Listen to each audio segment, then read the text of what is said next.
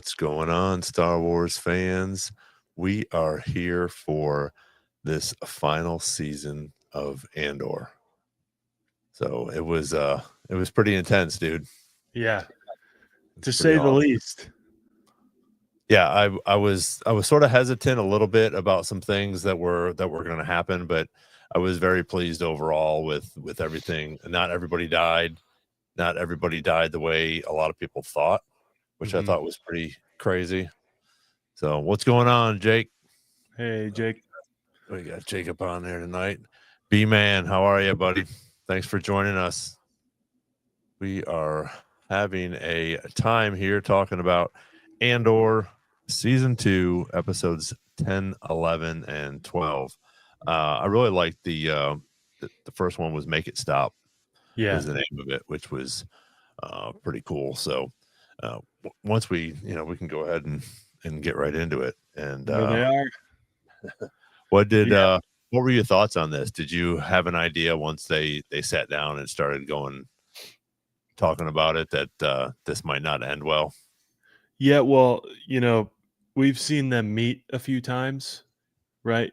And I didn't think anything of it, to be honest with you, because he always meets him and it's always tense. But when he said you rang the big bell, Yeah, I was like, oh, this is like endgame. Like, we already knew it was kind of endgame for Luthen, but when he said you rang the big bell, and he said it with like he's usually kind of annoyed with Lonnie, and he went up to Lonnie like, yeah, hey, what's going on, buddy?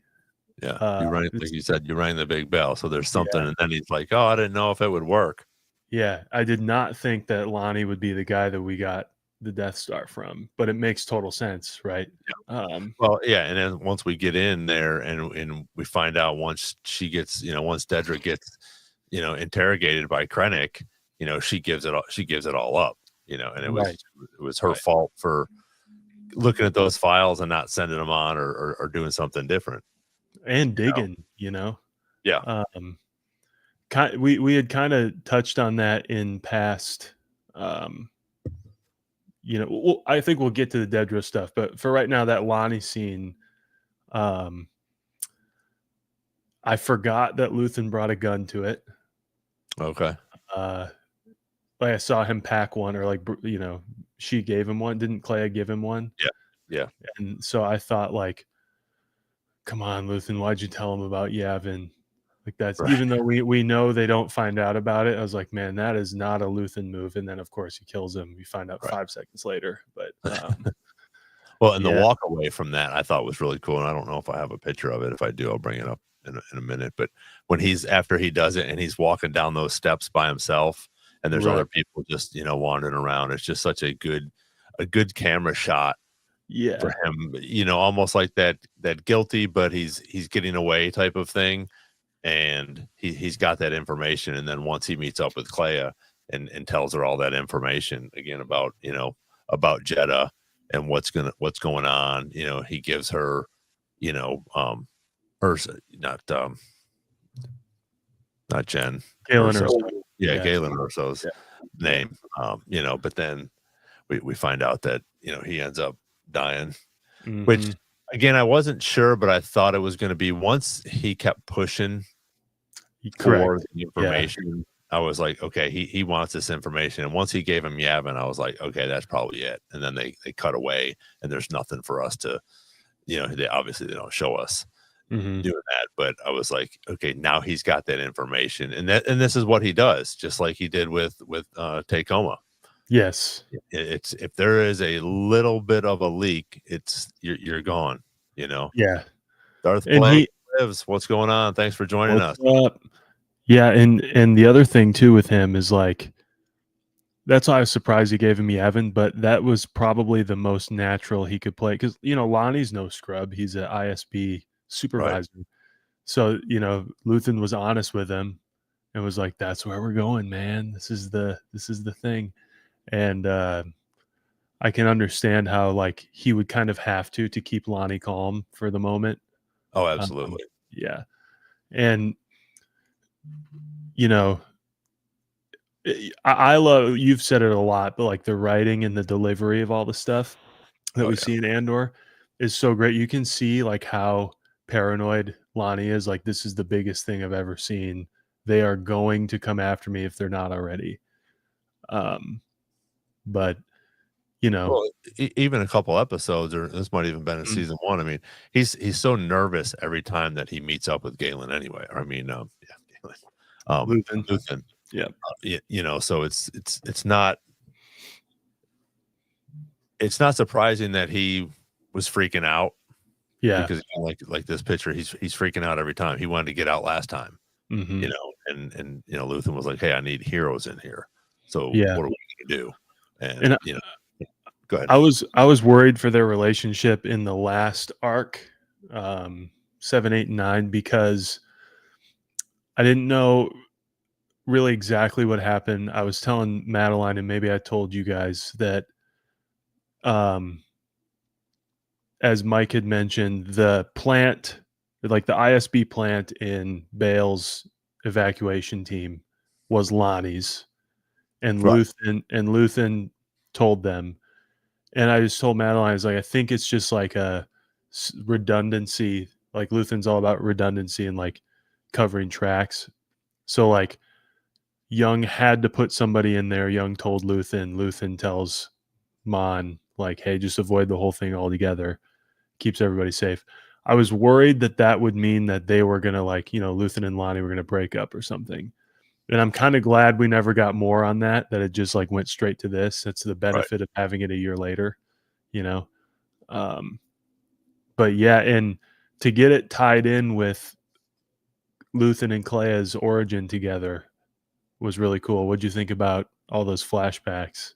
Oh, I thought it was great. I thought they Yeah, did a great job. me Like too.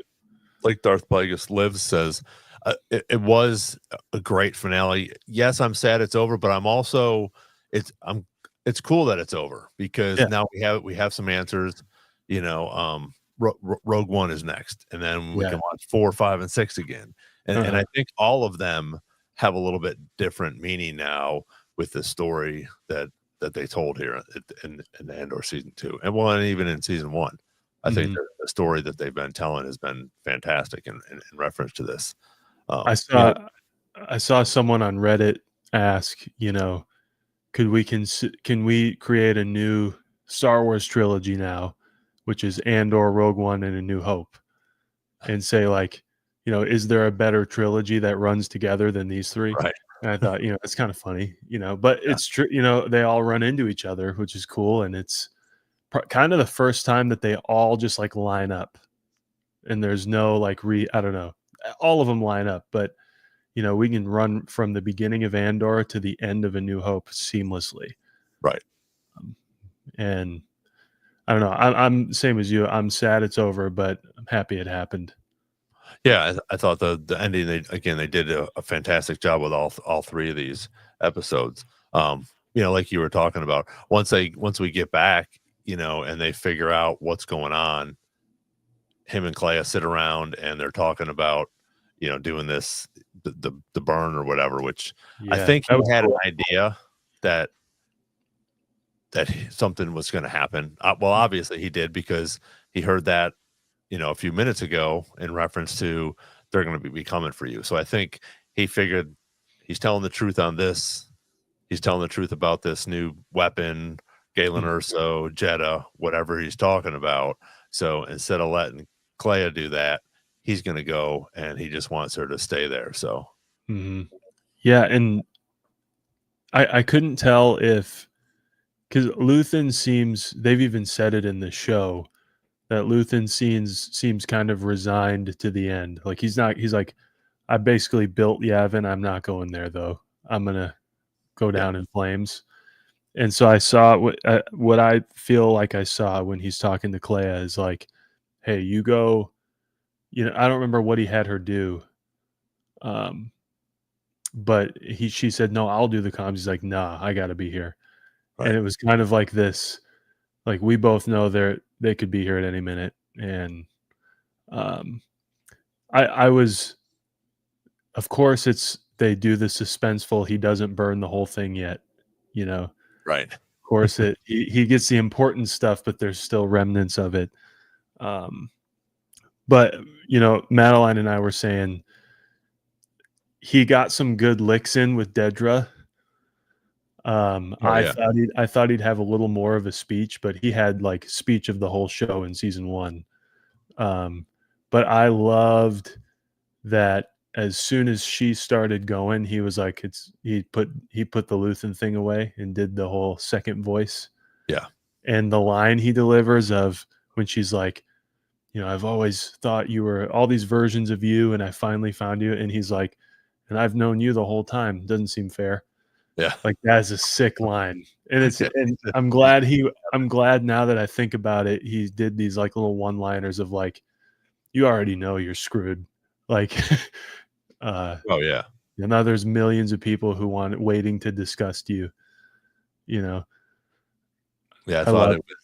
Yeah, I mean, and just going into that and the way that she came in, he obviously knew, Mhm. and I don't know if she knew if she knew that he knew right away.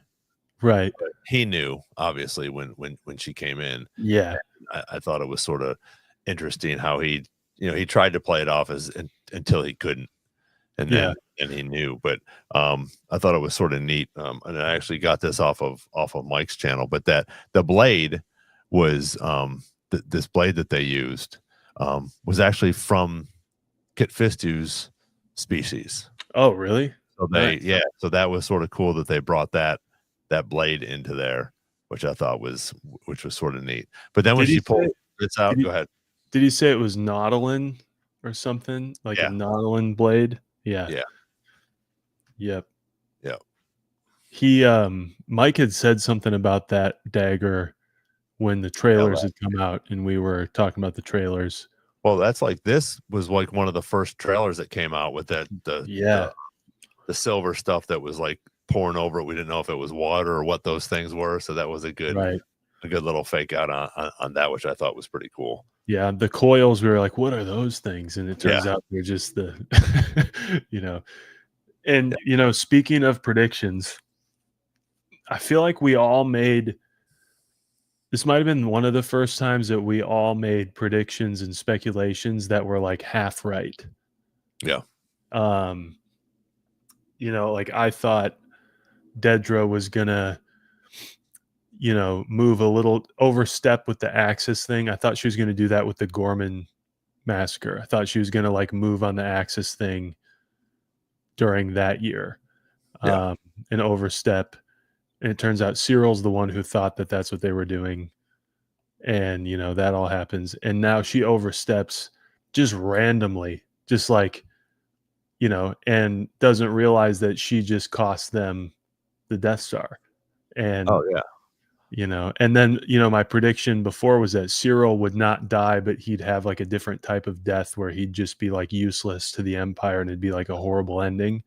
yeah, And it turns out that's what happened to her. And she's in freaking yeah, what looks like Narkina, yeah. Yeah, I heard and something today was like Narkina 3 or Narkina 9 or something like yeah, that. same type of prison, Yeah, yeah, that she'll be in there for the rest of her life. What's Yep. going on, Nathan? Thanks for joining us. So I thought once she showed her hand here Yeah. when she dropped this piece of equipment from what was it, the second or third from season 1. Yeah, it's what Cassian was hanging on to and sold to Luthen, the Star Path unit. Yeah. I feel like when she did that, Luthen knew for sure because he was still keeping up the thing. Right. And once she pulled that out, he's like, all right, let me tell you something. Because he knows what's up. Like he probably knew she had the place surrounded. Yeah, she wasn't coming in there Yeah. by herself. And then I forget so he does all that. He, stabs himself. And then so let me ask you something. Did we get that as a still image or was that in the trailer? I think from what I can remember, I'm not positive, but I think this came off of a still image on like YouTube or TikTok or something like that. Because So I wish we didn't nothing in a trailer for that. Yeah, I wish we didn't see that. So like no offense to my parents whatsoever, but my parents probably didn't look at the trailers at all, right? So when they see that scene, they're gonna be shocked, right? Like, because I think it was, if we hadn't have seen this image prior, and you see that that's who he opens the door for, because there's a little bit of suspense, like he's at the door, and then he opens it and it's her. Like, that would have been shocking. Yes, but we already knew she was going to be in there. Yeah, true. Yeah, very so true. That's nothing. Like, if you're seeing the show cold, that's an excellent moment that kind of flew under our radar, I feel like. Yeah. You know, because it happens pretty soon in the episode. Like, it's a pretty quick. You would think that'd be a finale piece of the episode. Yeah. Yeah, Steve, I think you're right. I don't know if you can see that. But he does 180 degrees, because she's like all cocky, and then all of a sudden she sees he stabs himself, and she's like, "Oh shit!" Now, you know, he dies. I have nothing. Yeah, and he knows it. He knows it. Oh, absolutely. That's why he did it, and that's why he told all that information to Kayla or Kalea. Yeah, and what a badass she turned out to be. Yeah, you always kind of knew she probably had it in her, you know, and the one person takedown of the whole operation was great. And I do like, we've been talking about this for a whole year, Ron, that like the Imperial competition ends up making them kind of incompetent. Oh, like absolutely. The fact that all of these higher ups are always dueling it out, you know, like, a lot of our heroes do a lot of heroic things, but they're helped by the fact that these people are like messing up. And, you know, to be honest, they're all doing the correct thing. Like, Dedra should not have done that according to like their standards, and according to like what would have been, you know, the best move into apprehend who she thinks is Axis. And then so they go and arrest her, and while they're doing that, Clay is able to get in. It's like a whole, you know, so, but I loved how they were going back and forth with her and Luthen, especially the Naboo thing, which I assume that was a Naboo. Oh yeah. I'm pretty sure that was. And I'm glad. Fantastic. Yeah, I'm glad they used Naboo for something kind of serious, like, you know, him telling her like, "We're about to do a really bad thing. Like, do you want that on your hands? Because that's what this life is going to require." Yeah, right there. And when he calmly tells her, like, "Keep your eyes on me. Now turn and react." Yeah. Like, that's he's training her. Yeah, exactly. Yeah. To do exactly what she's about to do, you know? Yeah. Because you watch her blow up all the ships in the hangar at the hospital. Right. And when she's walking, she's like acting. She's like acting like, "Oh my God, what's going on?" And then she passes the people and like works her way to safety, exactly where she needs to be. And then, I mean, that was great. I love when she is confronted by that first trooper, and she just plows him, you know. Bam. And she moves out of the way, so she goes down next to her, you know, because she's like trying to talk real quick, and then all of a sudden she moves that board out of her way and shoots him to keep going. But you know, and again, once they start doing their, you know, investigation, like, oh yeah, it was like at least 3 people, and then they finally figure out when they go into that camera room that it's just her, which I thought was fantastic. Yeah. Well, that's how her and Luthen have been able to build the whole thing. Small little steps. His line where he says like, "We have to lose over and over and over again to win." That was right after this. Yeah.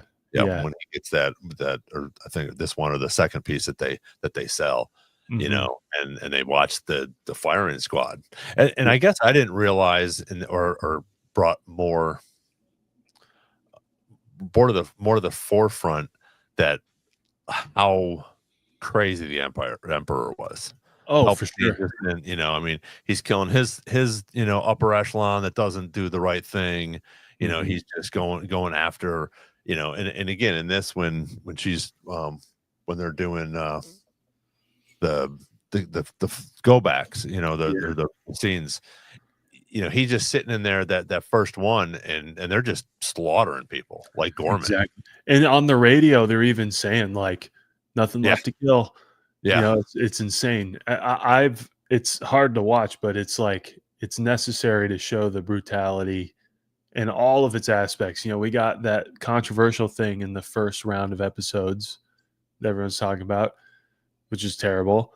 We got like Gorman, which is awful. And then we've got like what they're willing to do to themselves, which is awful, right?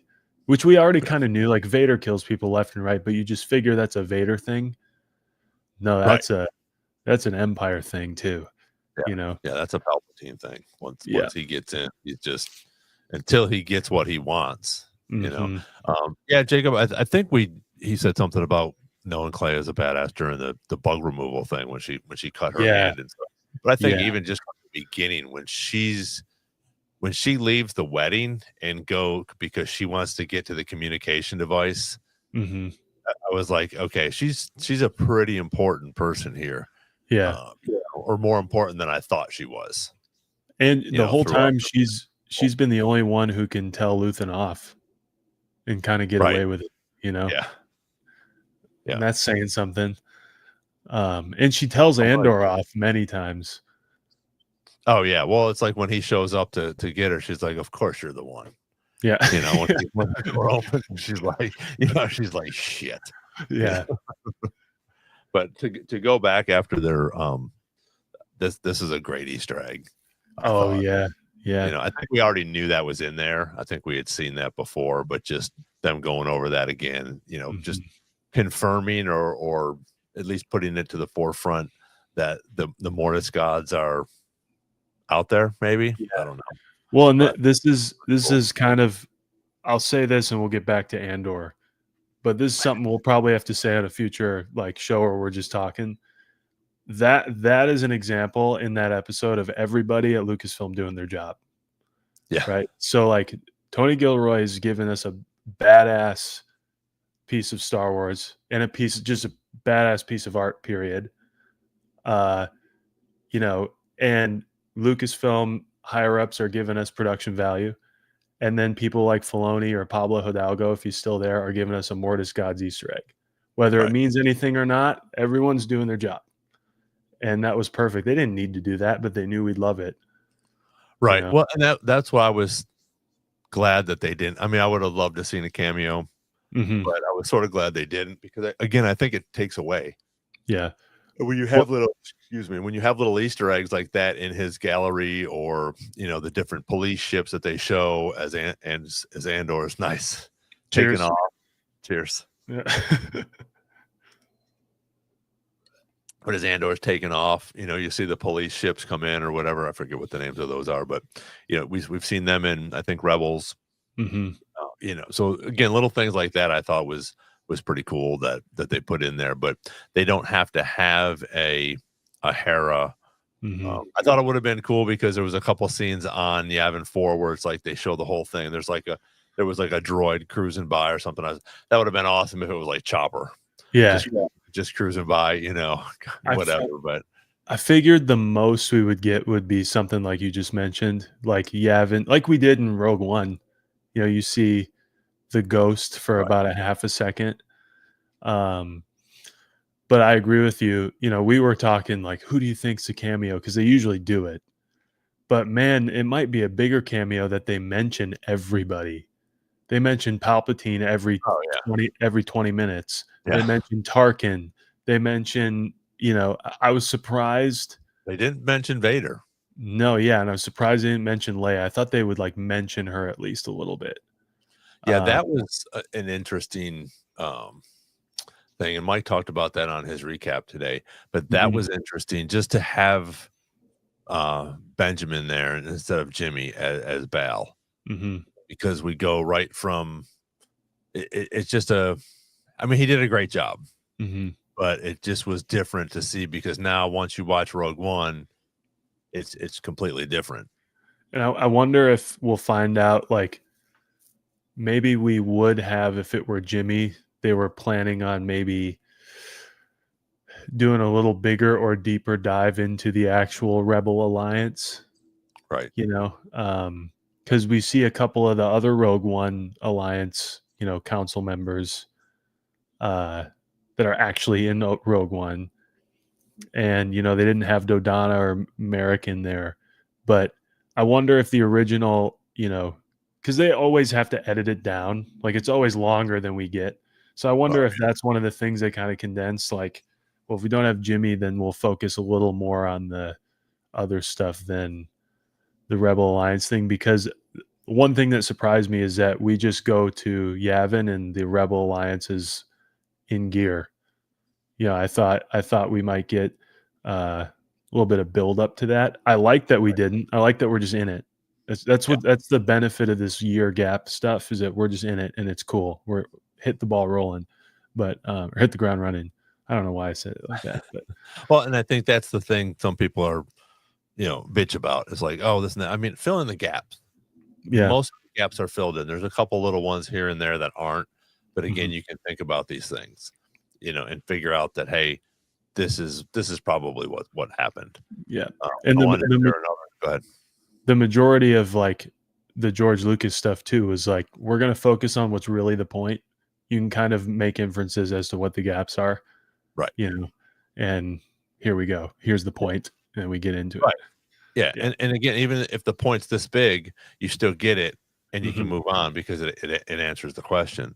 I got this off of Mike's as well, but the hospital that they have Luthen is this, who was a emperor back in the day. Oh, it was sort of cool. Interesting. So again, it's just a bunch of these things going on, these Easter eggs that are wrapping up. And I really thought this was cool that she wears this bandage on her arm, so it looks like she's wounded when she goes in there. She's not just someone wandering around. Speaks to her, undying loyalty to the always go in with a way out, or however they say it. Right. Like I think it's Luthen's teaching too. Yeah, that's what I mean. Like she's thinking of every possibility because of him. The same way that Luthen scolds Cassian in the first season. Like, you just walked in here. I could be anybody. Where are you going to leave? But yeah, that was cool. And then I wish we'd have seen more of this. I guess it would probably be overkill if we did. But that little gadget she has to unlock stuff, it's basically like a pocket R2D2. Yeah. That was cool. Yeah. The cool little the little lockers they had that had the dome on them, and they just spun around instead. But I thought it was my thing with the two of them, when they had the flashbacks, and when he gets her in and finds her underneath, it almost looks like, and I don't think they're on Kenari, but I mean, man, I think that this could possibly be his sister. Yeah. I mean, a little bit difference, but again, they might not have had the same actor, but a lot of people are saying that. I don't think that Mike wasn't real big on it, but I don't know if it was because, again, they have that thing at the end. It was like the last dream of his. It shows his sister. So I thought that was just sort of interesting that they happened to put that in. They haven't touched on that. Well, I guess somebody had mentioned his sister a couple episodes back, but they really haven't pushed on it, and we never got the answer. I think if nothing else, it could at least show that they're kind of in the same boat. Yeah. They literally are in the same situation, that someone rescued them from the fallout of something that, something horrible that made their life terrible, Right. And I really like that she lived. Yes, me too. And we don't need to see her in Rogue One. I mean, he's off doing his thing with K2, and they're doing that stuff. We don't need to see her in that. She can still be she can still be part of the movie and live in the rebellion, and we don't have to see her for those episodes. But it's still, I thought, because she gave up everything that she had. She lost her family, and I think it was a bittersweet thing when she got done, having to kill Luthen, finally, or, to figure that out. I thought that was like a bittersweet thing for her, because I think she still had anger for him because he was part of that came to her village or wherever she was and killed her family and everybody that she knew. But I think it was I think it was sad for her as well, because again, he brought her up, he taught her everything. She was sort of like a daughter to him, even though they wouldn't really admit it. But like when he says at the beginning that, when he says move, and then they talk about the whole move and how he presents it to her, like you said earlier, in the background, or in the flashbacks. I just thought they did a great job with that. Right. And she's like, I know she has like animosity for him, but she would have for anybody at that point. And I feel like her biggest strength is that she comes through. She came through with the removing the bug. She came through with all the comms and getting people together.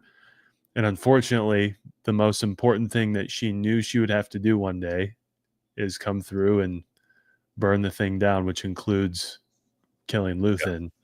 I'm glad that she had the opportunity to pull the plug rather than do it in some other way, but I'm glad that's all it was. But again, like I said, it was bittersweet for her, because she, obviously she loved him, but she was also like, hey, you saved me, but you also were part of killing my family, which obviously she probably, continued to think of while she was there. But I thought it just was a cool little, and again, it's all white. Yeah. So it's not like a dark, dingy place. He dies in the light, so to speak. But I thought this was cool. Steven's got a good one. Yeah. I'll read it. This series helped me see the huge scope of the Empire. While the whole Andor plotline seems like a primary focus, the whole Rebels plot is also going on with Thrawn. So much going on at once. Yeah, and good point on the Rebels thing, Steven, that they've got a lot of stuff going on, and it's kind of easy for like warring admirals to like mess up and like pull resources one way or the other, especially with the Death Star going on. I mean, it's crazy. But yeah, I thought that was, again, like Steve said, it's concentrating on Andor, but you do see how horrific this Emperor is, and the people in there. Like, I think the biggest advantage for the types of people that he puts into power is that they're willing to do anything for like Dedra said, for glory, right? And they're willing to. We'll get to the Partagaz stuff later, but like they're willing to knowingly commit atrocities as like day, just a day at the job, right? And he knows that, and if they're not capable of coming through, it's not even like a matter of moral stuff, because they're morally fine with it. Obviously, the only person who wasn't Dedra was a little shaken up at Gorman, but like Cyril of all people was like, I don't want any part of this. Yeah. We go into the season, most people thinking he's the slimiest, but hey, Tim, what's up? Yeah, I thought it was really well done. Again, I like the whole, we end with him, dying, and then we go into, the second episode, which I thought was, which out of the three of those, which was your favorite? I kind of liked, trying to think of like where 2 ends. I liked the third one because I liked the way that it wrapped up, but it was a little slower. Number 2, I think, was like the coolest, and so 12 would have been the best one for me. Okay.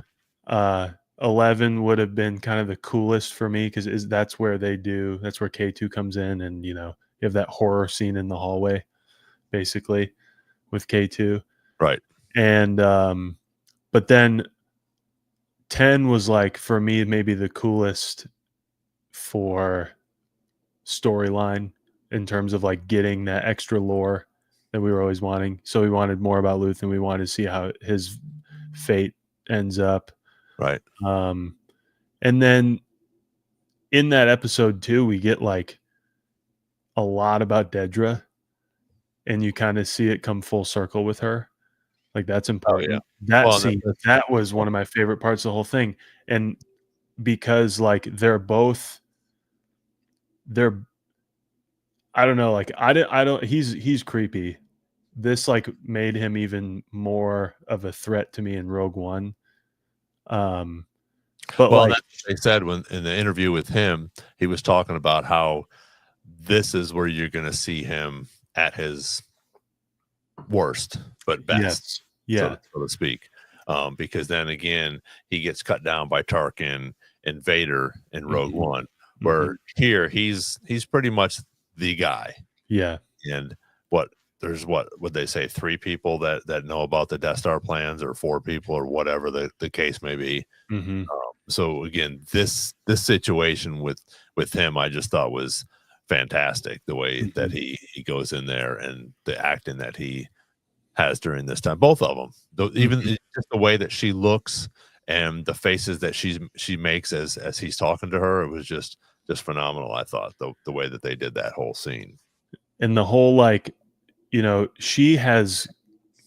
she's thinks she's in trouble for something else, right? Like, Right, she doesn't know the scope of, like, how right, big of a mistake this is, and she's kind of blinded by, like, "I found Axis and no one believes me," and she's right, she did, right. and she did But it. he doesn't give a shit about that. No, he's like, "What are you talking about?" Right, Like, literally the most important thing on our plate that only you would know about right, is now in serious jeopardy, and he said something later on that we'll get to about, like, the Emperor would like to personally deal with the ramifications right. of Yeah, this, and like, this is not, like, it's funny to see the whole show where Axis and the rebellion is so important get completely swept aside by, like, "Hey, guys, I don't care about that at all.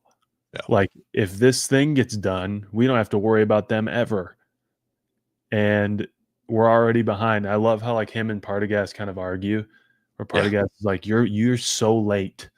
Like, you were supposed to be done forever ago, and now I'm here, like, picking up after you and risking my career," and Krennic knows he's got the cards. He's like, Right, I've got the prize on me, and but right. And he's trying to, and Partagas is trying to find Clea. yeah, Yeah, his life literally depends on it, or and to him, his life is also like his career. So his career depends on it. right. Um, and I guess since we're already going to get there, it's a cool moment. I don't think Partagaz was well. We got more in between that we'll have to talk about, but uh, so they rescue Clea. What did you think about? Did you think Andor and Melshi, Cassian and Melshi, believed her actually at first? I don't know if Melshi had a say in it. Right. Um, I think he was just there as, to back up, Cassian. Hmm. I, I think for the most part he probably did. He might have had a little bit of uh, doubt, but I Hmm. think for the most part he's been through enough, with Luthen to figure, what, he's not going to be taken advantage of. He's not going to be telling lies. He's not going to be getting corrupted. Hmm. So I thought that when they went in there and rescued her, I thought that was, and then we get K2, Hmm. Yeah. which is awesome. And we're still learning a little bit about him, as we go, but we already know his personality. He's sitting in that ship, and I loved it. He's just sitting in the ship on his hand, and he's sort of pouting, Yeah. which I thought was really cool. But real quick, before we get into all that, this was fantastic as well. When he says to her, and I think he says what something, we'll do it without you, or whatever, and sort of We'll pushes, be just fine without you. yeah, it's just Like, sort of pushes her down, yeah, because it's he's it's so it's it's so weird. Like, that's such a weird thing to do that it's perfect for how, like, yeah, mad he is, and how, like, shows how, like, I don't know, weird he is. I don't know. right, It's right. such a But weird he can't thing to hit her. do. Right, Yeah. he can't hit her, so he can, like, just sort of grab her and shake her and say something like that, which I thought it's almost like I'm not gonna do you I'm not gonna give you the gift of what I could do right now because I'm just gonna throw you in prison forever. right. But, yeah. So to get This back was to funny. this, Yeah. it was great. I mean, the three of them sitting around, and I really like that they brought Melshi in for a little bit more than just those type of things, because what I really thought was cool from last week, and it goes back, and I finally figured out how, obviously, when she asked, whose gun is this, and Melshi comes around the corner and says, it's mine. But so when Cassian came in season 1, Mm-hmm. he brings it with him to that, to Aldani, right? Yeah, it's Cyril's. The one that he used for Cyril. So he took that one from Cyril, Right. on Ferrix, and Okay. then he took it to Aldani. Because Okay. remember he puts Cyril, takes it from Right. Cyril, puts it to his head, and then gets away. Okay. And then you're right. So he took it to Aldani, and so she's seen it. She's checked that gun before, and she saw the logo because that's their corporate security, whatever. Yeah, and when he's on, and he gives the gun to Melshi when he walks away. Yeah. So he's like, oh, okay. And then all of a sudden she's like, wait a minute. And she sees that it's Cassian's, and Melshi comes around. So I thought that was cool that they brought him into this type of thing, living with Cassian now that Bix is gone, Mm-hmm. and the three of them are sitting around, and then Wilmon, gets the box out and brings it over to them because Clay is already trying to contact them, which I thought was really cool, that how they brought that all into fruition, with everybody was sort of able to be in on it, Yeah. I love it's been a tense season almost through and through. And I love how K2 gives it a little bit of a, not like a softness, but like that scene was so great. All you needed was, again, what is that, 5 minutes of, not even 5 minutes of them playing cards or something. Yeah.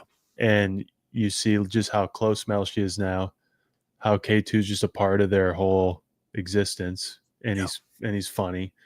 And you didn't have to have a whole episode of them doing an adventure to like get that. So you get it in that card game, Right. Yeah. It's brilliant writing, in my opinion. But yeah, I thought they did a great job with that as well. Well, my thing with even with Melshi, I thought it was cool because we do get to see him in Rogue One, and he's got a cool part. He's part of, when Jin comes, he's part of that whole group when they go to Scarif. So I thought it was cool that they were able to bring him in. Yeah. Call themselves Rogue One. Yeah. Yeah, and he seemed like, him and Cassian, I want to say, in Rogue One, like, kind of really understand each other. Like they kind of like tactically, and but yeah, and to go back to that scene, Wilmon coming in with that radio clutch. Yeah, and I really like Wilmon, and I like that he lived as well. Yeah, I like that he's also the one who tells Draven, like, I know you guys all hate Luthen, but like, you owe him big time. And that kind of plants the seed for when Cassian comes back and is like, hey, you owe Luthen big time. And I believe him, like Luthen would not have let the whole thing come down for something that wasn't real. Right. And, we're all here safe because of what he just did. So, yeah, he's like, Gavin wouldn't be here if it wasn't for Luthen. Yeah, which is a cool nod, because like, I think we kind of forgot, see the whole lead up to season 1, you assume he helps build the rebellion. And even though we don't really see like his dealings with all those people, it's cool that they don't all know him. Right. And it's cool that we just know they have all of that because of him. And how many like Aldanis he probably pulled off to make that happen. Oh yeah.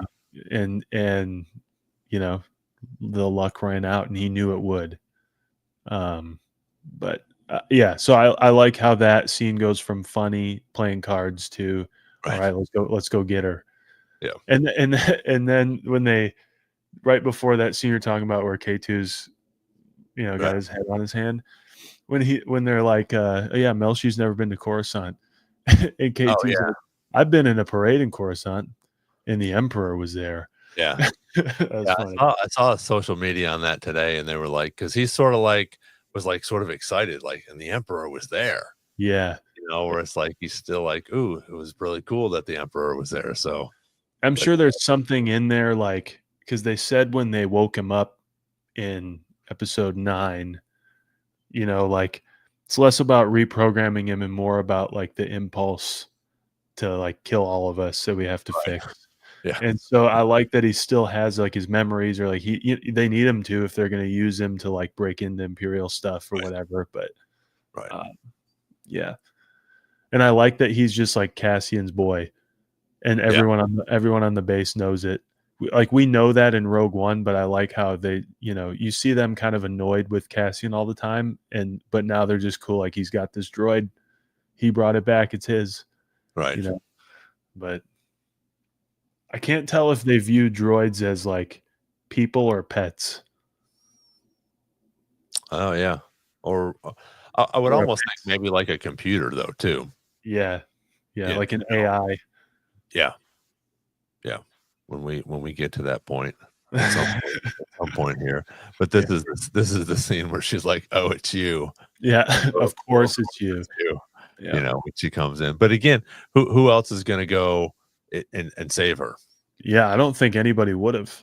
No, I mean, Ullman would have tried to make a case. Yeah, I mean, or even if he tried, he wouldn't have been able to. I don't think he would have been able to get in there. Right, and he definitely wouldn't have been able to survive when the troopers come.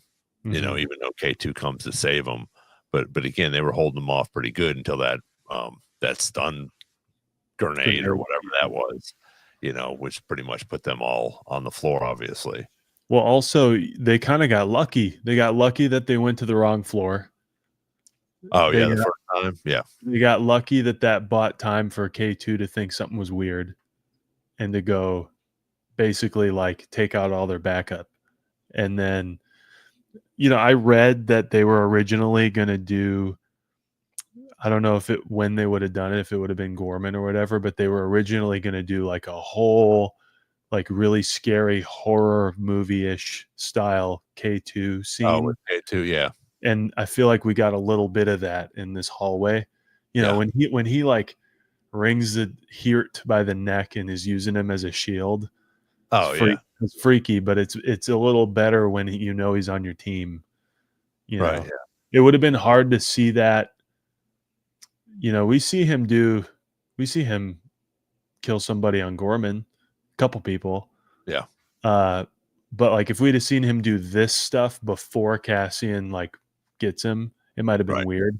So I liked seeing that. He just bulldozed his way through. Yeah. And here, to be honest with you, Hirt did his best. Hirt was the most competent out of all of them. Like in terms of like who, Jung is also very competent. That's why he was able to do all that. But like Dedra jumped the gun kind of always. Right. The bald guy seemed to kind of just be the failing upwards guy. Yeah.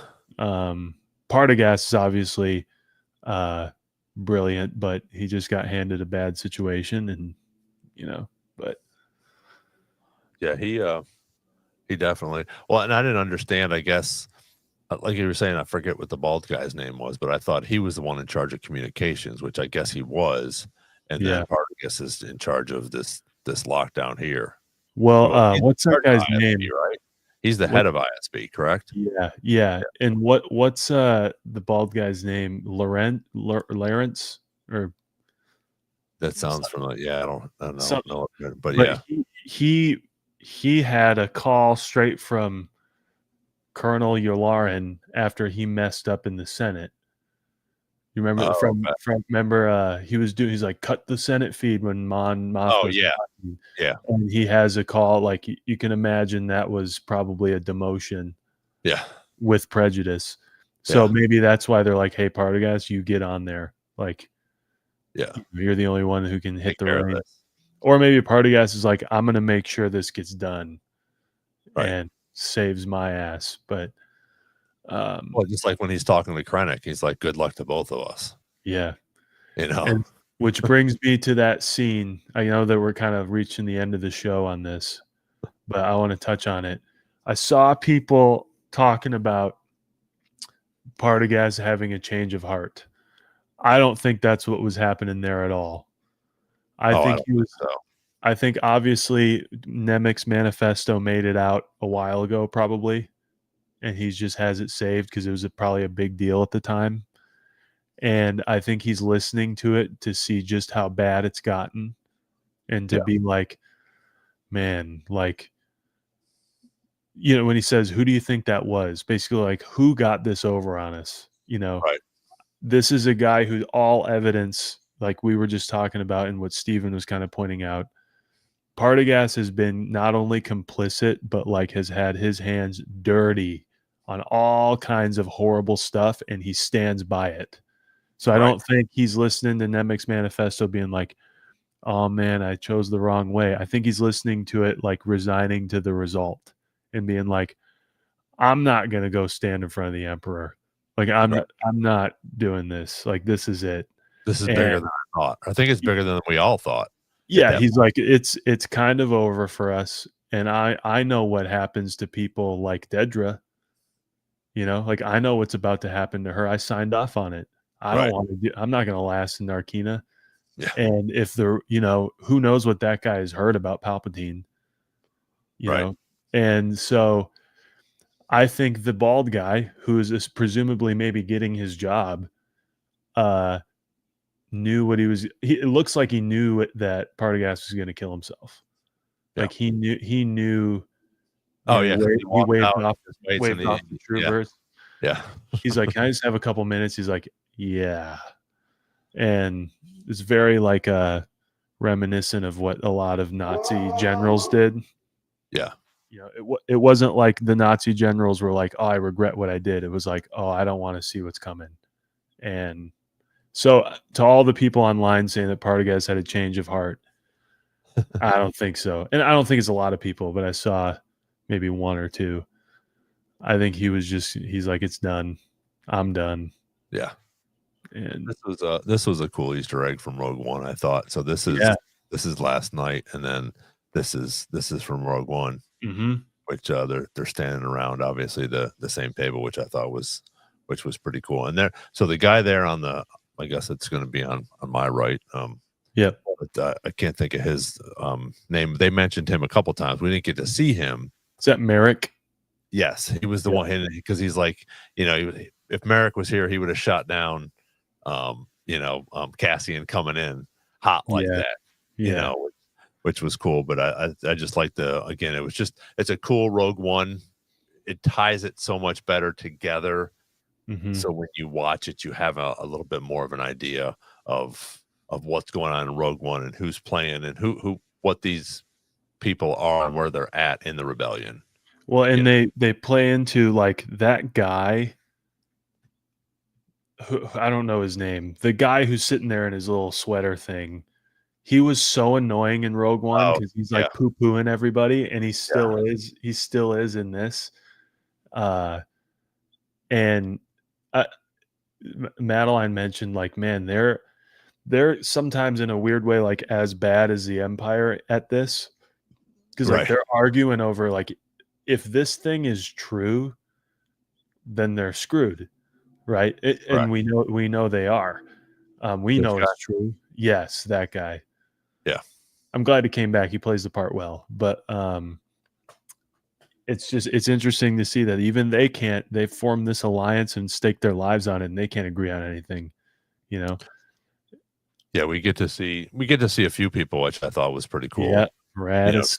to come back into this. Mm-hmm. Um, Yeah, and Pamlo. yeah, and we Mhm. see her. I think in is it Bad Batch or Rebels? One of them. She is in one of them. At Yeah. some point, and she's also obviously in Rogue One as well. Um, One thing I thought was a little odd is I thought Bale would be a little more accepting of Cassian. I know they don't like each other, but I Yeah, didn't know that wasn't on my radar that they didn't like each other.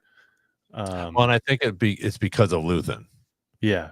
I think he was because he was Luthen's buddy or Luthen's protege. Mm-hmm. He's gonna, and nobody likes Luthen at this point because everything of just what's going on. Same with Saul, Mm-hmm. which I was very surprised we only saw him for a little bit. But again, as we see in that hologram or whatever, I mean, he's just a whack job. Yeah. At this point. The Rhydonian, he's snuffed a little bit too much Rhydonian, so he's he's out of it, and they feel like that about Luthen as well. So I thought that was a cool sort of how they close it off. And when Mon Mothma and is it Draven went and talked to him and we're like, hey, listen, and then he comes back, which is sort of cool because he's like, I want to go down fighting. So he sort of starts it. Yeah. Because he ends up going back to Alderaan, obviously, and we know what happens to him on Alderaan, and he's, sitting around probably drinking a coffee, and that's it. Yeah. But I thought it was cool how they brought that in. And that was the sort of thing, that I was a little disappointed in, just because it wasn't Jimmy Smits to be there to flip that switch, to say, okay, go.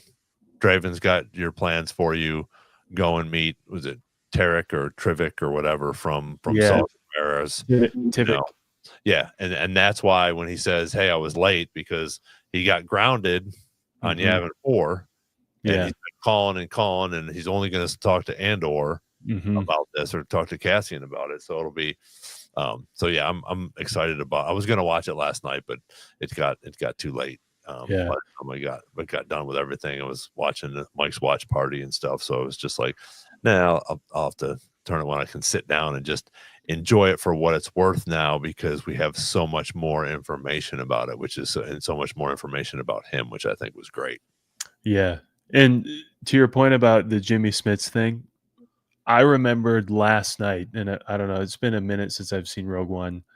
But I remember watching Rogue One and seeing Jimmy Smits kind of like come into the table. It's dark and he kind of comes under the lamp and doesn't even say anything, but they play the Force theme. And it's like the only, Chirrut has like this whole Force arc or whatever, like an interesting new take on stuff.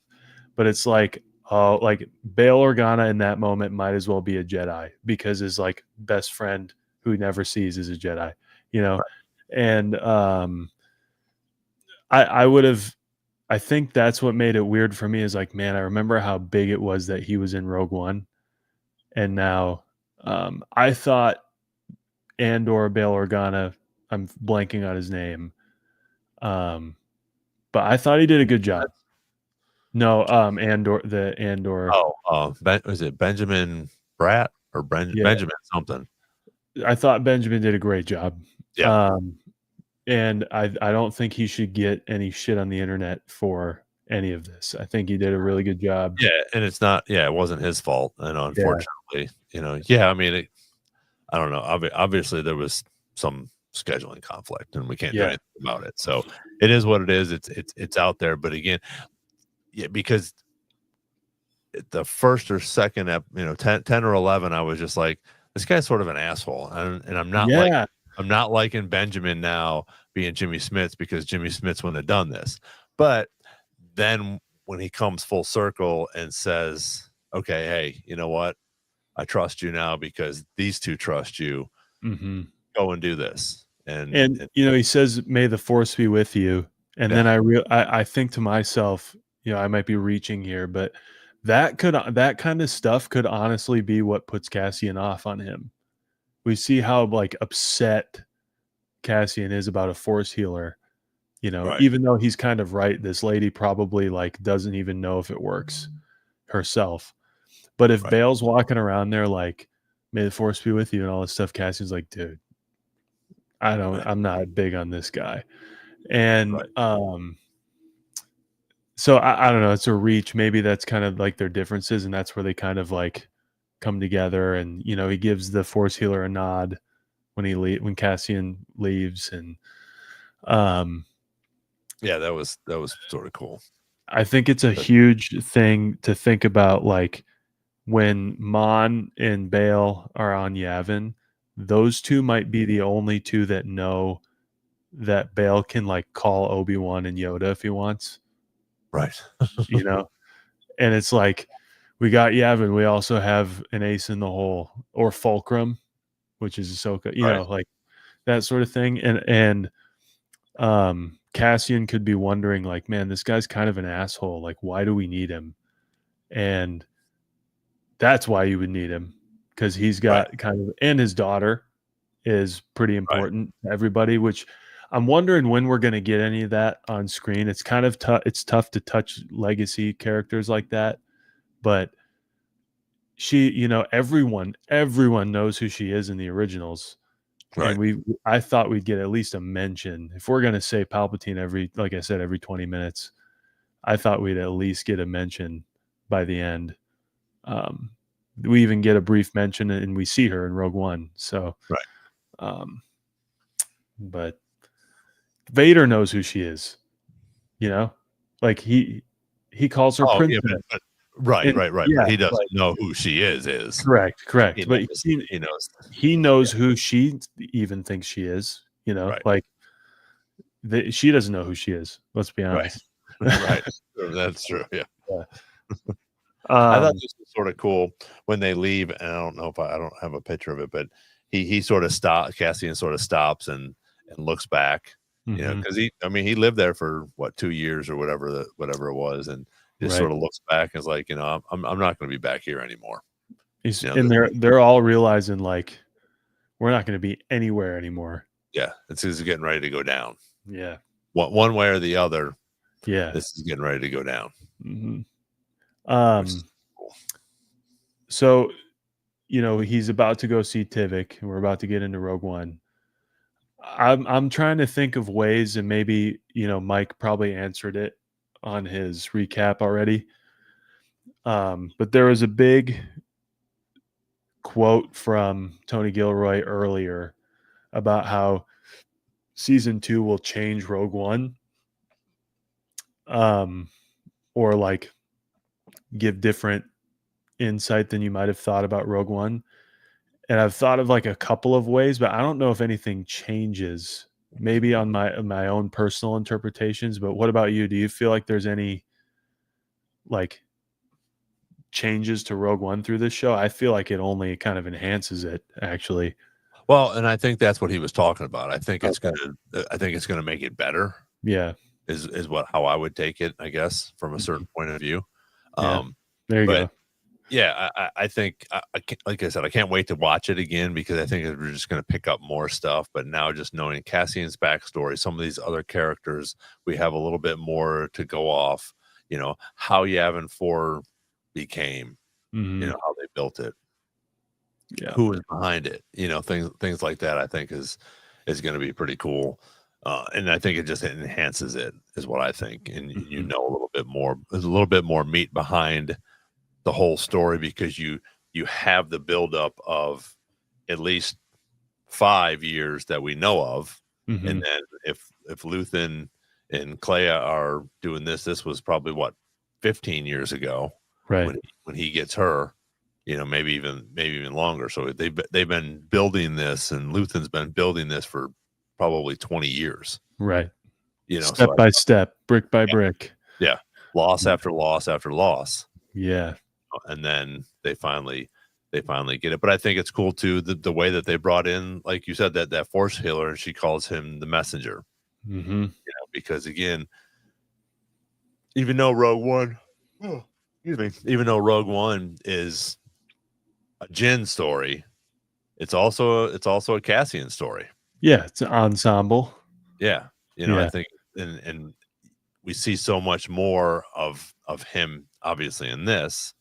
But I think he plays in my mind, he's going to play a much bigger part now for me in that, instead of Jen being the main character, so to speak. In reference to that.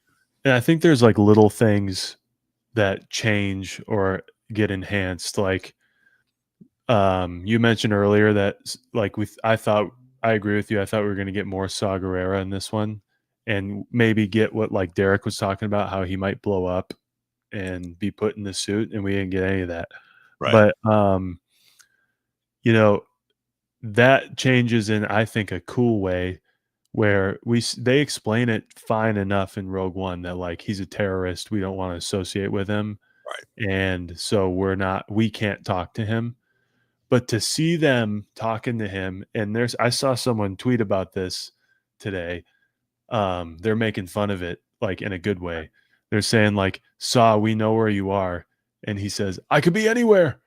And they say like, "No, but we literally know where you are. Like, let's talk about it." "Nope, you're lying." And it's just like, it's like the tweet went on forever, and he's crazy. Obviously, he's insane. But also they're like, dude, if you keep doing these like strikes Right. on them, everybody's screwed, including especially you. But also like we can't even talk to you right now. You're insane. And so it kind of gives like a little like, man, the only thing that could really get Saw to do anything somehow is the daughter of the guy that you brought us this vague information of. Like, we got to find her, you know. um I also thought we would get more anything about Bodhi. Well, and this is really cool. I mean, I'm reading it now, but Rebel Rising, and it talks about, and I think I told you this, but it picks up with Saul going and getting her out of that cave, you know, and then going on sort of how Luthen does with Clea, raises her, shows her, teaches her how to fight, teaches her how to interact with these smugglers and other different people that are coming in to visit him during the rebellion. Yeah. So that's why I was sort of wondering about that catalyst Yeah. book, well, which I want to read after this one, which I think is going to bring more in to this. Did that help you with any of this, or it just sort of brought some things together? It helps with Rogue One in the sense that, like, you know, in Rogue One you see them like in the very beginning in this like almost flashback sort of thing where they kill Galen's wife, Jin's mom, and they basically abduct him. And you know that he had worked on it prior, Right. and then, you know, they need him now, and he's like the only thing.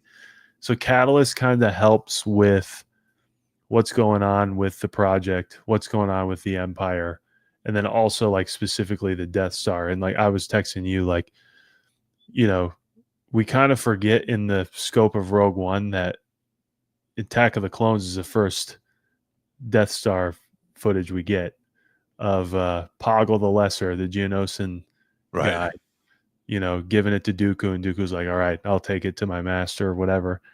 And it kind of makes you forget, like, it's actually very, very, very important for Dooku to get away because he has that on him, you know. If Yoda, Obi-Wan, or Anakin somehow got him there, the whole jig is up. But anyway, it goes back, like, all of this stuff was happening during the Clone War. So like Krennic as a Republic officer or whatever is like directing this project during the Clone War. So technically the Republic started building this thing. That's why they have like the exoskeleton of it at the end of Revenge of the Sith kind of starting. Which is a cool, like, so Catalyst is cool for stuff like that. And it kind of gets you into the Galen, it's a lot of Galen Erso. Our boy James Lucino wrote it, so it's always really, really dense and like really cool. Much like James Lucino wrote Tarkin, you notice how like the Empire doesn't actually have the manpower yet, but they're posturing like they do, and they have to figure out ways to like get ahead, whether it's like technology or mass producing weapons, all that kind of stuff. So it's cool for that stuff. I wouldn't say it does the same for Rogue One that Andor does, because it's so far away. Right. Andor is like so immediate. Yeah. But so it gives you all the lore bombs.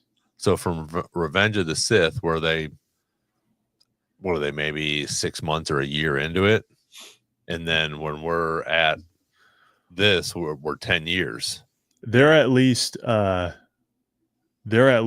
started Right. by Revenge of the Sith. Right. And if nothing else, like they are for sure ready to build. I don't remember exactly, but like it's go time if they can, and it's still like secretive and everything. But just real quick, like Poggle the Lesser, the Geonosian guy that Anakin / Vader ends up killing with the Separatist Council, he gets captured. They strike a deal with him because they take the people who are working for the Republic intelligence are like, Separatists are building a weapon. So they like get it from him, and he proclaims his allegiance to the Republic, and then he escapes and meets them on right around the time of Revenge of the Sith and is back on the Separatist side.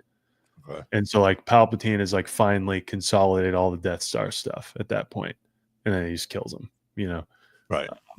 So what's the time frame? I guess that's where I'm sort of confused now that we're talking about it. But the time frame from when the Death Star starts, I think it's like right around Revenge of the Sith. Right. But then we have from Revenge of the Sith to A New Hope is what? 20 years? Yeah. 19 years? So, but we're only at the end of this, he says that they've been working on it for 10 years, right? Yeah. He might be, because part of the confusion for me is like he's solely focused right now on the weapon. The whole rest of the thing's built. So like they've at least been building the station for a while. And in Rogue One, and I feel like in Andor a little bit, they're really focused on the weapon. Like that's because that's the whole point. Right. I mean, that's the finished product. Yeah. And so I don't know. I'll have to, when you start reading it, I'll read it again, and we'll do a little breakdown. So I'm guessing that so Krennic's probably talking about the 10 years that he's been working on it in reference to the weapon part. So it was probably already 10 years in the building process, and while they continued to build for another 10 years, he's working on the weapon part of it with Galen Erso, who then leaves, and then he goes back and captures him again and brings him back to finish the job. Yeah. And like we'll have to read it together, because I know that Krennic, the reason why they're delayed is obviously because Galen is stalling, but he can't anymore. And it all hinges on the weapon, which is kind of why they're able to build the second one so fast, because they already know how to do it. Right. And they're basically like ripping all resources from all the planets they possibly can, and all that kind of stuff to do it. Yeah, there it is. So I don't remember where we're going. Oh, about Jin.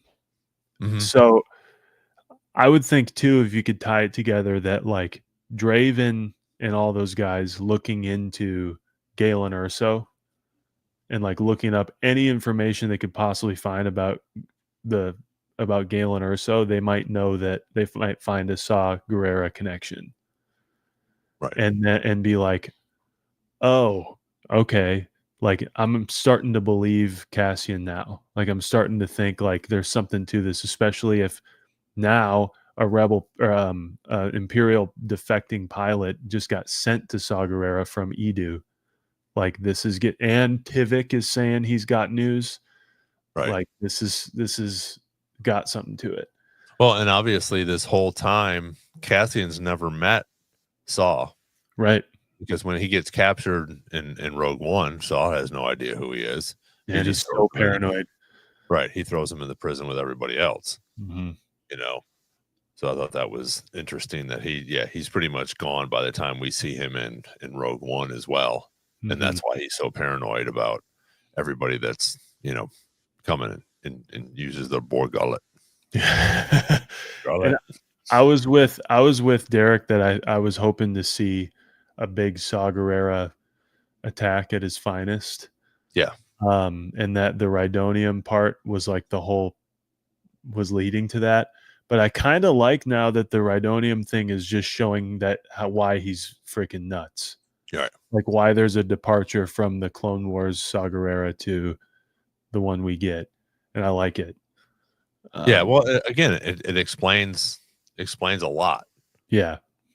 Which is what Star Wars does, which is great. Like we were talking about earlier, it gives us just a little bit, enough to show, okay, we're not going to give you all of this and why he's, because we go from one aspect to the other, but this is why he's a whack job. He's still good, he's still against the Empire, but he's also a little fruity because of this, and he doesn't know what's going on. Yeah, and he's been at it so long, Right. He's willing to do anything, I definitely think, there's Rhydonium going through that air he's sucking on. Yeah, I think so too. Yeah. I thought it was interesting that that Mon wanted Val to go and talk to Cassian. Yeah. I thought it was interesting that Val told Cassian exactly, like, he's like, hey, Mon wants me to spy on you. Tell me the story. Yeah. Well, because I think she trusts him. Oh, for sure. Yeah. She was there on Aldhani, at first they didn't, and, they butted heads or whatever. But again, I think that she understands, and her and Luthen had a connection as well. So I think she understands what Andor was doing.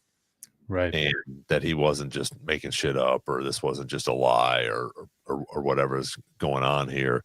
And she can go back and tell Mon, hey, this is real. Yeah, and she knows as well as Cassian that Luthen wouldn't let the whole thing go up in flames, like I said, right, if it weren't for something really serious. Not really. I don't know if they know. They're not aware that he didn't really have a choice. They don't know that, like, Dedra found him, all that kind of stuff. Right. But he was willing to, he rang the big bell, so to speak. Right. Yeah. So. Yeah. Well, and this was the thing we were talking about earlier, when they come in and just talk to him about Cassian and say, hey, listen, this guy, we need to let him do his thing. So if there's something going on, then let him go and meet Travick. Yeah. And find out what's going on with this. Where again, now we know that it combines both of them. They have this story over here, and now they're confirming it from this other side now. Correct. So now Cassian is probably thinking, okay, this is definitely a real thing, and we got to do something about it. I love the suspense and like how freaked out Draven is. He's like, this guy's called like 5 times. Yeah. And he's talking about a weapon. Yeah. Now you're, and you're the only one he wants to talk to. Yeah. Which is an interesting setup as well. And also, you remember in Rogue One, like a couple of times, one that I'm remembering specifically, Draven kind of like quietly tells Andor like his direct orders. Right. Like when they go to Edu, he's like, hey, this is not actually a rescue. Like, you know what you got to do. And it's kind of like, it's cool to see them in Andor kind of butt heads, but they both know that, like, Cassian knows that Draven's doing his job, and Draven knows that Cassian's really important to him. Right. So, and it's cool to now see, whenever we watch Rogue One, it's to see him pull him aside and be like, this is not an extraction. Right. Do the thing. He knows, like, he can count on Cassian to do it. And Cassian's finally in Rogue One mad that he didn't follow an order. Right. And so it's interesting, but maybe I'm reaching. No, I thought it was really cool, sort of at the end too, when they're just going through and showing where everybody's at the end of this. Forgot a big one. Cassian Jr. Oh yeah. Yeah. Yeah, we have that as well, which will be interesting to see. But again, I'm glad that she lived. I'm glad that because again, I think she was a big part of this whole thing as well, and same with Val. Yeah. But yeah, I think I got a picture here, but and I saw something else on today as well in reference to like these type of things, because now we have Boba Fett's, or not Boba Fett. Well, we do have not Boba Fett's son, but we have Jango Fett's son, Boba. But now we have Cad Bane's kid out there. Yeah. So now we have. I think this is, and Mike was saying it too, because someone was like, "Oh, do you think there's going to be a spinoff? Is there going to be this or that?" No, I think it just shows that this is Cassian sacrificed himself so that the love of his life and his child, maybe he knew, maybe he didn't. Obviously, I don't think he did, but it shows, I think, that was the sacrifice he made for these two to live.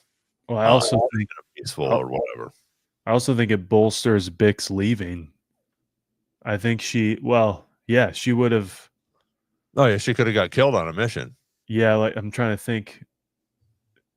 That's a child, so it's not like she just had that baby. So she would have probably known when she left that she was pregnant.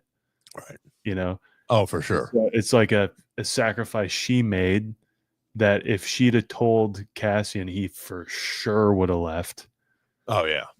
And then, like you said, it's kind of a poetic thing. And also when Val tells him, like, you might want to reconnect with her sooner than later, and that he's not, it's really sad, but it's like, right.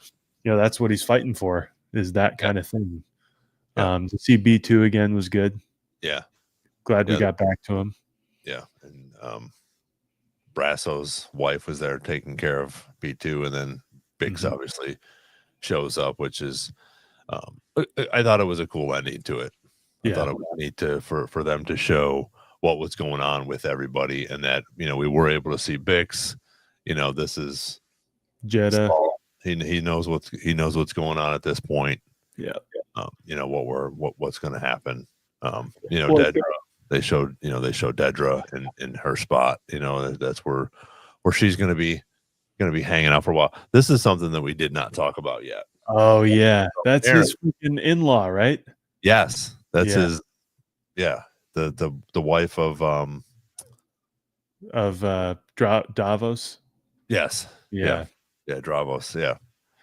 Man, I'm sorry, Derek. If Derek's watching, I was right with Derek. That Perrin was having a little glow up, and that we'd like him. Yeah. And now he's just right back to drinking and gambling, and that's so weird. Yeah. In a good storytelling way to show, like, oh, what a disaster, Right. And I've like it also that, like, he obviously isn't too broken up about one of the most important people in the galaxy joining the rebellion. Oh yeah. I thought that might be a sad thing, that Perrin would turn out to be a great dude and she had to leave him. That we talked about that for a while. Yeah. And turns out he's not. No. But I thought this was it just shows her not living the love or life that she did before. It sort of shows that this is what she wanted, and this is what she's fighting for. And again, I think it's so cool that we're on Yavin 4, because again, off to her, I guess it would be her right shoulder, you have one of those officers there in the same uniforms that we saw on Yavin 4 when Luke and Leia and Han are all there rushing around and doing that. So I'm excited about watching A New Hope as well. Yeah. Just to see these little spots in here. So I just thought they did a great job. Again, Tony did a great job. Even not being a Star Wars fan, obviously he was able to.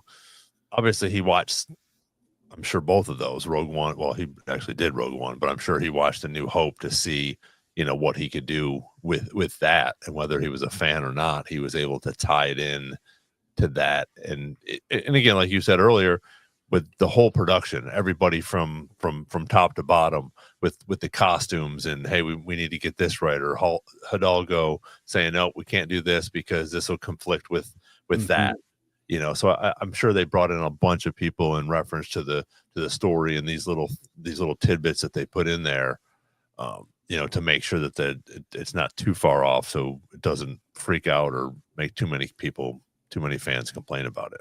Right.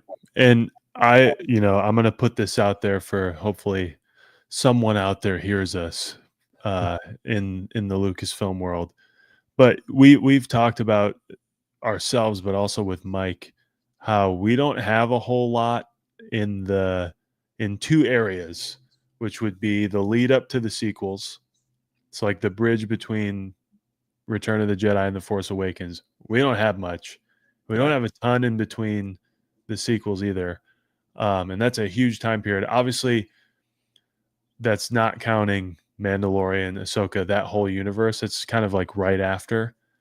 But we have yet to really touch on like how that all really happens. We're seeing it'll probably happen with Mandalorian, Grogu, and all that kind of stuff. We also don't have a lot of like during the original trilogy that works with the current, canon.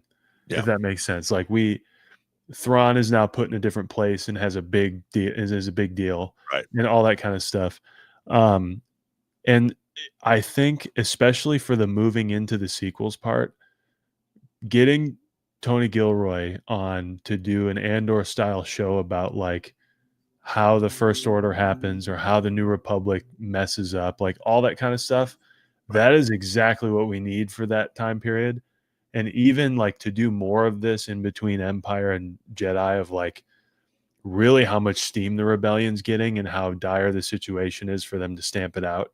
Right. I think he's the perfect person to just keep around and say like, we'll throw you anything you want. Like, let's fill these holes. Cause like Mandalorian and Grogu can be the perfect, like big Star Wars thing, and Ahsoka for that time period, the sequel, like, but to have his like an Andor style show run underneath it to kind of give us like how we get to the sequel trilogy, right, would be perfect. It's exactly what we need. Yeah. So anyway, that's my request to Lucasfilm. Yeah. Well, it's like Shadow of the Sith. I thought that was, just a little bit of a lead up, with characters that we know, but it gives you a little bit more, like, with Ochia Bassoon and things like that, which was cool. Mm-hmm. But I think I would like to see, but I don't think we will see an animation with the original three, with Luke, Leia, and Han, and Chewie and R2. I think that would be fantastic, where he could fill in some gaps, because obviously we're not going to go back and bring the three of them on screen again. They have to be much younger. So I think the only way to do that is going to be animation. But I would love to see it, but I don't think that they're going to touch that. Well, you could do it. That'd be the perfect sort of parallel, though. You do the animation with the legacy characters, and then the reason why the Tony Gilroy thing would be perfect is because he would, the same way with Andor, he wouldn't touch legacy characters. He'd create, Luthen Rail didn't exist prior to this show, and he's one of our one of our favorite guys. So, and it's become massively important. So I feel like he could grab at people. Like Mon Mothma is kicking. She's sick at that time, but she's kicking. She's the Chancellor. Right. And you could, similar like they did in Ahsoka, like C-3PO comes in and says, "I have something from Leia Organa." Right. You could mention, like he did. He did such a good job with it. And you could have the animated show exist at some point. That would be a huge animated hit, to have Luke and all those guys. And I would actually, to maybe give you some confidence on your hope, if they were willing to bring Luke into 2 different shows in live action, right, I think they'd be willing to do an animation. And then leave the live action thing with like separate characters and like same sort of more mature, like show us how we get somewhere with Tony Gilroy, and then have the Mandalorian and Grogu kick in, Ahsoka universe kick in, animated show doing the Star Wars big picture thing. Right. I think you keep everybody happy. And then, we have things like Shadow Lord, and those things are always going to go. And I guess, I'm remembering it now. I just saw that the Ryan Gosling thing, the Starfighter thing, is going to be after the sequels. So Correct. that'd be our first foray afterwards. Right. Well, but I also think, are they still doing the Rey movie too? I think so, but you never know how long those things are going to take. Right. If they were willing to announce like a director and a lead actor and a title, they don't even have a title for the Rey thing. So I feel like they're probably more ready to do Starfighter. Oh, yeah. Starfighter for sure. Yeah. Yeah. I thought this was I just thought this was a cool picture when they get in there with her, and K2 just sticks his head down and says his little goofy stuff, but then they shut him down. He's like, you need to go and shut yourself off until you're told to, reboot again. Yeah. I love how he's kind of narrating what they're doing too. He's like, they're coming up next to him with the X-Wings, and he's like, we could be anybody. Right. They could just shoot us. And he waves. Yeah. Yeah. That was perfect. He's just like, yeah. Yeah. I thought that, again, it's just so good. The story writing that Tony does to tie everything into Rogue One, which again ties into A New Hope. So I thought that was just very, very well written. It kept everybody's attention, I think. I don't think it moved. It wasn't a big fast-paced thing. I mean, there was obviously some things that were fast-paced, but I think, like Mike had talked about, to have all three of those at once, to have all three episodes at once made it so much better than 12 weeks of waiting and going, okay, now we got to wait. This week for me and was like Empire Strikes Back, because we knew everything. I knew it was going to end. We find out, oh, holy shit, Darth Vader's Luke's father. Are you kidding me? And then it's like, oh, okay, now we got to wait 1, 2, 3, 4, who knows how many more years until we figure this out. Yeah. Luckily it was only a week, but for me, this week was like that big cliffhanger. Yeah. Even though we know what happens in Rogue One, but just to find out what happens to Luthen and Clea and Dedra and all these characters that we have grown to love, hate, whatever, but be involved in and interested in, to see what happens to them was just a big, like, okay, 7 more days, 6 more days, 5 more days, let's go. And I don't know if you felt this way, but with the 3-episode thing, and obviously we think it's awesome, there's almost like it's gonna you're gonna get everything, right? Whereas sometimes when it's one episode a week, you go like, well, which part of it are we gonna figure out? Or, hey, I know we only have about 30 minutes left in this show, and there's all these things I want to know. When there's going to be like 3 hours at your disposal, like all the things you just mentioned, the characters that you love, characters that you hate, the things that need to tie up, the things that have to happen, you're going to see them. Yeah. And I would agree with you. I was kind of on a cliffhanger. I was sad that it was the last day. Yeah. But it delivered for sure. The third batch of episodes is definitely the biggest. But this was a really good way to end it, I thought. Yeah, I think they did a fantastic job. And again, you're bringing a little bit of that hope, with his little baby and Bix, which was cool as well. So, all right. Oh, I did like this one too. I thought this was sort of cool that they get a little bit for Melshi. He's training. And then I think it's not a very clear picture. The chain gunner guy. Yeah, Poe or Pow or something like that. Yeah.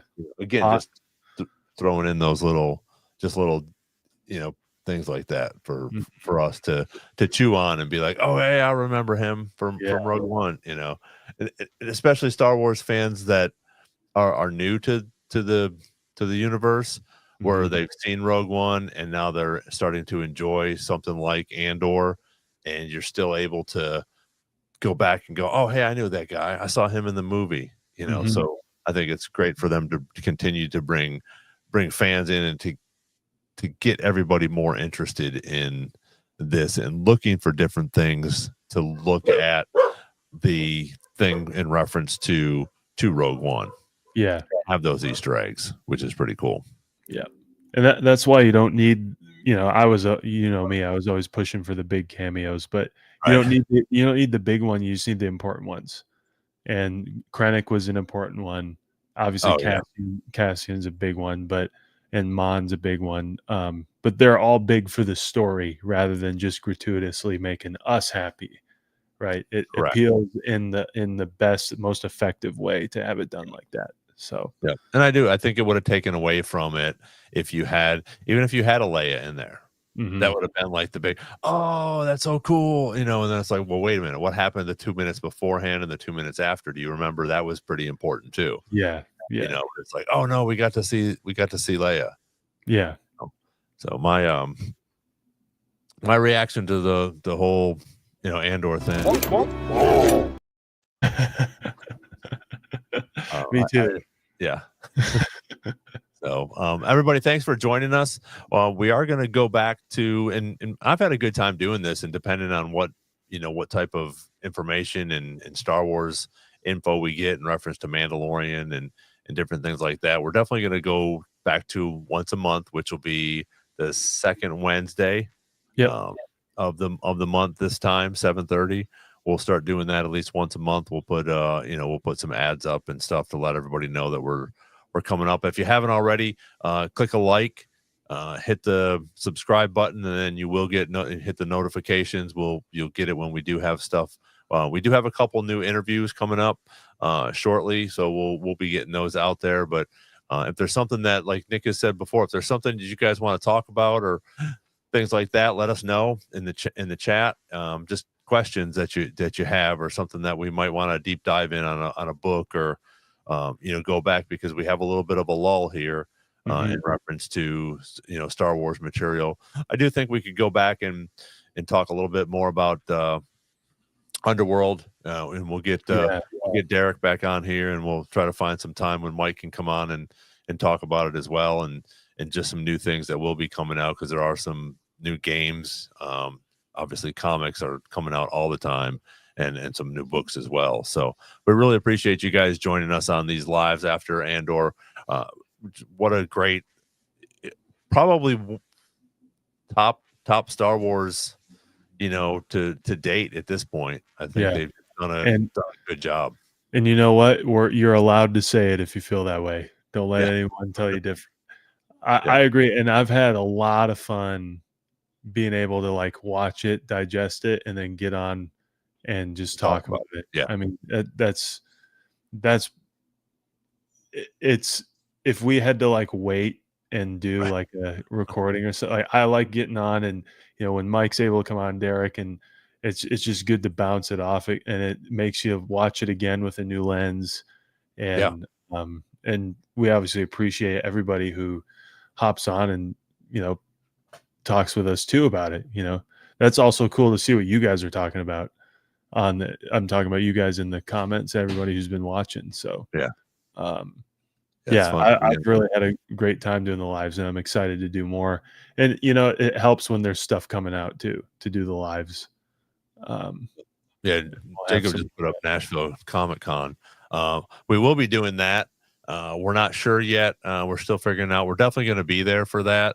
And I don't know if we'll go as a podcast, or if we're just going to go maybe shoot some live stuff, do some things from there, maybe do a live or something from there as well, which would be cool. But that's coming up, I think, the first weekend in June. And they're actually, and I think they just posted these guys maybe about a month ago or so. But there are, I think, 3 of the voice actors. I think James Arnold Taylor.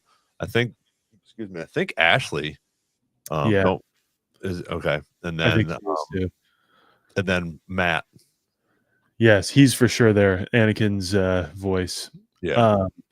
And I feel like if you don't mind, Ron, if for all you guys watching, like, if you watched us at ICCC, did you like us kind of having a central location and just doing the lives from there, or would you rather see us like go through the thing, kind of like a vlog it, if you will? I don't know if that's the term, because we'll be there. But I think we can definitely get some lives in and talk to some people, and it kind of depends on also the layout, right, Ron? Like where everything is and. Right. Well, and again, how loud it is and stuff. But I think, and that's what we saw at ICCC, which was sort of cool. There were people going around with microphones and cameras and just going up to some of the actors and actresses in their booths and talking to them for, take 30 seconds or a minute, to go up there, which is cool as well. So, we could have somebody come and sit and talk to us for 5 or 10 or 15 minutes about something, or we get to go to several different people and talk about a bunch of different things. So, and that might be something cool to try out at least once anyways on this one. So but again, I'm not sure how big this one's going to be down there. I've been to a couple different ones here in Nashville. Some of them have been packed that the line to get in is insane, and then the other ones are like it's been empty. So we'll have to see what this one looks like. So thanks for the reminder, Jacob, for the Nashville Comic-Con, which like I said, I think it's the first weekend in June. If you guys are going to be out there, let us know. And thank you again for joining us on Star Wars Jedi Chat. And we will be back in a couple weeks with another live, the second Wednesday of each month. So in June, I'm not sure what the date is on it, but we'll be back, and you'll see some stuff pop up on social media with Facebook or Instagram, or here on YouTube. We'll put some different things up there. So when is that it? will be June 11th. Okay, so second weekend. Cool. Yep. All right. June 11th. Sorry, June 11th is our next live. Oh, okay. Nashville Comic-Con is probably June 7th. It's the first Saturday. Yeah, 7th and 8th. I think it's just 2 days. Yeah. Which sometimes it's 3. It's usually 3 or 4, but this one is just 2 days. So, but thanks everybody for joining us. May the Force be with you, and we'll see you on the next Star Wars Jedi Chat.